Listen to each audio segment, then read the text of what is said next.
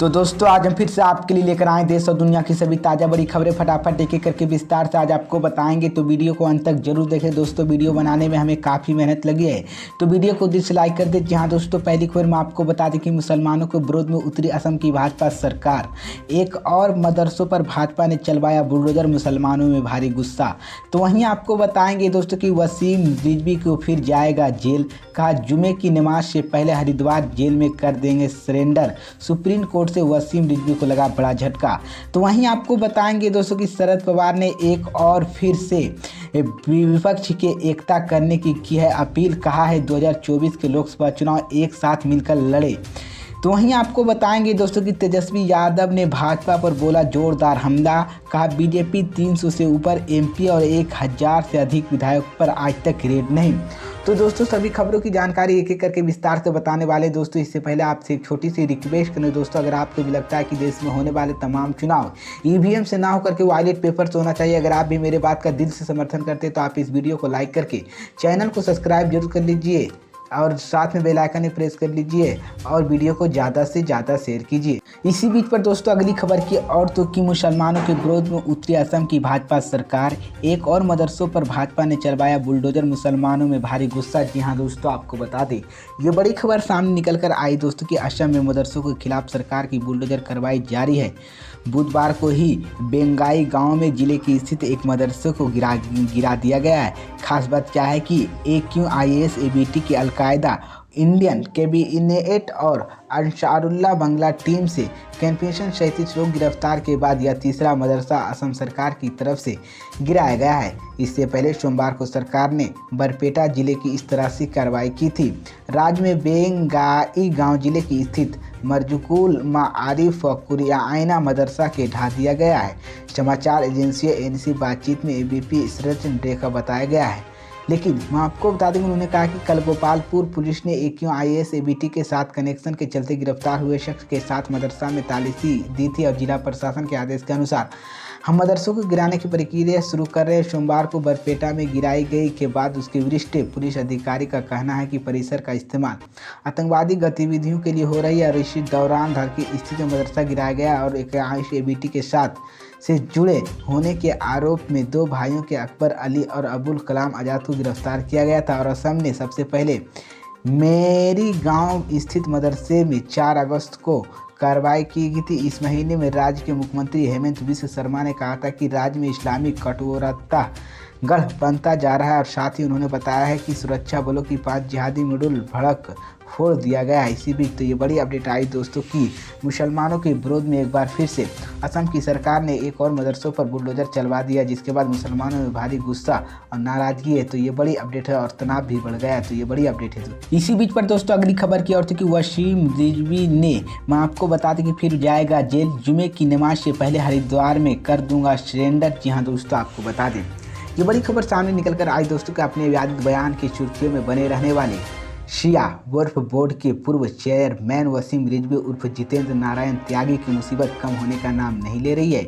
एक बार फिर से मुस्लिम धर्म छोड़कर हिंदू धर्म अपनाने वाले दावा करने वाले जितेंद्र नारायण त्यागी उर्फ वसीम रिजवी को सुप्रीम कोर्ट से बड़ा झटका लगा है। धर्म संसद के मामले में सुप्रीम कोर्ट ने जितेंद्र नारायण त्यागी उर्फ वसीम रिजवी के 2 सितंबर को तक सरेंडर करने के आदेश दिया गया है।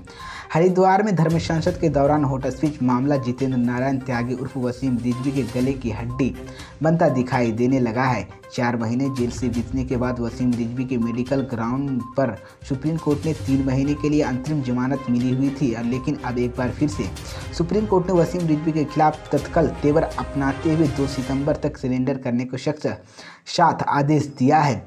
लेकिन हॉट स्पीच मामले में सुप्रीम कोर्ट ने नियत जमानत पर 9 सितंबर तक अब तक सुनवाई करने जा रही है। सुप्रीम कोर्ट ने कहा कि पहले आरोपी जितेंद्र नारायण त्यागी उर्फ वसीम रिजवी सरेंडर करे, उसके बाद जमानत याचिका पर सुनवाई मुमकिन होगी। जुमे से पहले सरेंडर करे और वसीम रिजवी ने सुप्रीम कोर्ट के सख्त तेवरी के बाद जितेंद्र नारायण त्यागी उर्फ वसीम रिजवी को भी बयान सामने आया है।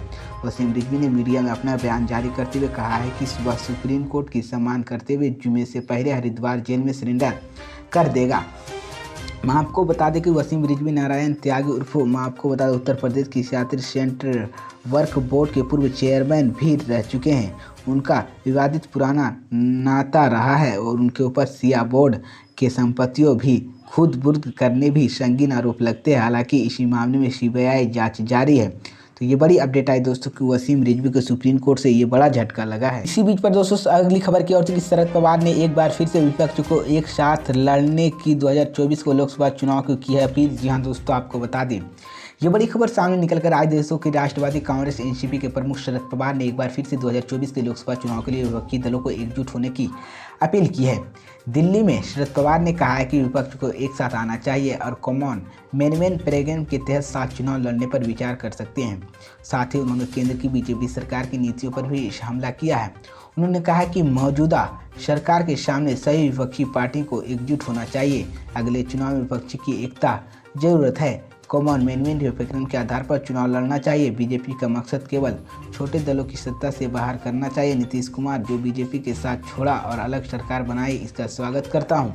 मैं आपको बता दें कि एनसीपी प्रमुख ने कहा कि बीजेपी ने महाराष्ट्र, मध्य प्रदेश, कर्नाटक विधायक तोड़ने के लिए पैसे सीबीआई और कर्नाटक ईडी की दुरुपयोग किया और यही कोशिश झारखंड में भी की जा रही है।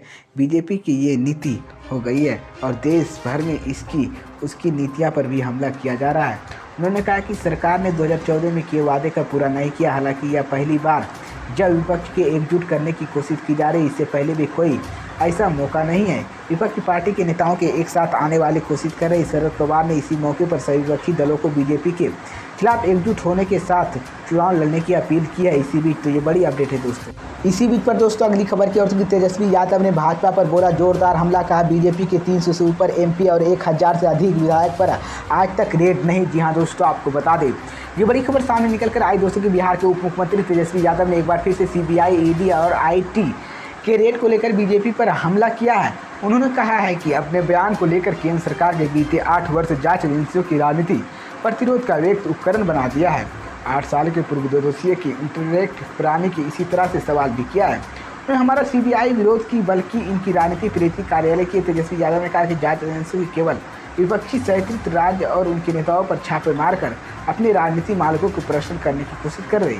बीजेपी का लगभग 300 से ऊपर एनसीपी और 1000 से अधिक विधायक पर एजेंसियों द्वारा आज तक की जा रही है।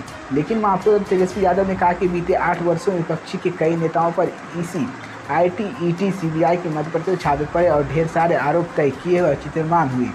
लेकिन मैं आपको अपने विरोध में जताने को लेकर तेजस्वी यादव ने कहा कि एजेंसियों का अधिकार हमारा कभी विरोध था और हमने की है। इसी बीच तो ये बड़ी अपडेट